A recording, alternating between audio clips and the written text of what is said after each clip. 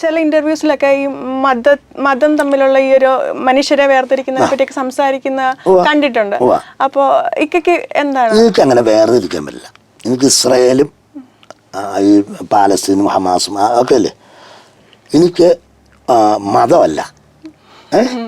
അതിനകത്ത് ഞാൻ എൻ്റെ മതത്തെക്കുറിച്ച് ഒന്ന് സംസാരിച്ചിട്ടൊരു കാര്യം പറയട്ടെ. മുഹമ്മദ് നബി എന്ന് അറിയാമല്ലോ, അറിയാൻ പാടാത്തൊരു മതക്കാരുമില്ല.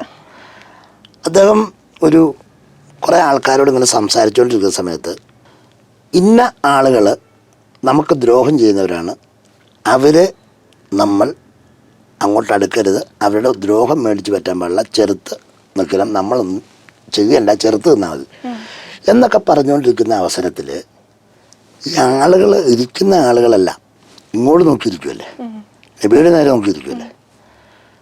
അപ്പോൾ നബി ഇത് പറഞ്ഞുകൊണ്ട് ഒന്ന് എഴുന്നേറ്റപ്പം ഈ ആളുകളെല്ലാം നബിയുടെ നേരെ തിരിഞ്ഞു നോക്കിയപ്പം താഴത്തൂടെ ഒരു ബോഡി കൊണ്ടുപോവുക, ഒരു ബോഡി മരിച്ചുപോയി. അപ്പോൾ ആൾക്കാർ തണ്ട് വെച്ചിട്ട് ഈന്തപ്പനയുടെ തണ്ടില്ലേ അത് വെച്ച് കെട്ടി ഇങ്ങനെ കൊണ്ടുപോകുന്ന സമയത്ത് ആ വംശജരെ കുറിച്ചാണ് നബി പറഞ്ഞത്. അപ്പോൾ അവരും കൂടി ചോദിച്ചു, അതെന്താണ് ഇപ്പം ഇങ്ങനെ പറഞ്ഞു അത് പറഞ്ഞു കഴിഞ്ഞിട്ട് അങ്ങനെ ഒരാളുകളുടെ ഒരു സംഭവമല്ല കൊണ്ടുപോകണേ, ബോഡിയല്ല കൊണ്ടുപോകണം എന്ന് ചോദിച്ചപ്പോൾ നബി പറഞ്ഞതെന്നറിയോ, ഞാൻ പറയുന്നതല്ല, ഇത് ഞങ്ങളുടെ ഖുറാനിലൊക്കെ ഉള്ള സംഭവം, അത് ഹദീസുകളിലൊക്കെ ഉള്ള സംഭവമാണ്. ഒരു മുസ്ലിം കുടുംബത്തിലുള്ള ആളാണ്, വൈദിക കുടുംബത്തിലുള്ള ആളാണ്, ഞാൻ മാത്രമേ സിനിമയിലുള്ളൂ. ഒരു മനുഷ്യൻ്റെ ബോഡി കൊണ്ടുപോകുന്ന പറഞ്ഞത്. എന്നാന്ന് പറഞ്ഞത് ഒരു മനുഷ്യൻ്റെ ബോഡി ഉണ്ട്. ആരും ആദ്യം അതൊക്കെ ഉണ്ടാക്കി. ദൈവം മനുഷ്യനെ സൃഷ്ടിച്ചു, മൃഗങ്ങളെ സൃഷ്ടിച്ചു, സസ്യജാലങ്ങളെ സൃഷ്ടിച്ചു, എല്ലാം സൃഷ്ടിച്ചില്ലേ. ഇതാരാ ഉണ്ടാക്കിയ?